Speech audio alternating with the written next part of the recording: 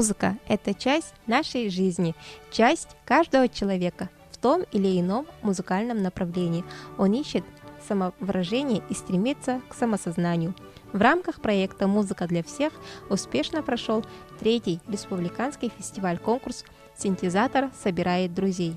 Участие приняли учащиеся из Усть-Алданского, Намского, Верхоянского, Улусов и города Якутска. Все ребята играли как профессионалы для своего возраста. В итоге победителями стали школа номер 33 города Якутска, руководитель Горохова Любовь Николаевна. Фестиваль-конкурс «Синтезатор собирает друзей» помогает талантливым детям республики реализовать свои данные. Это место встречи, общения, надежды на шаг вперед в культуру мира. Ведь талантливые дети – завтрашний день Якутии, ее гордость и сила.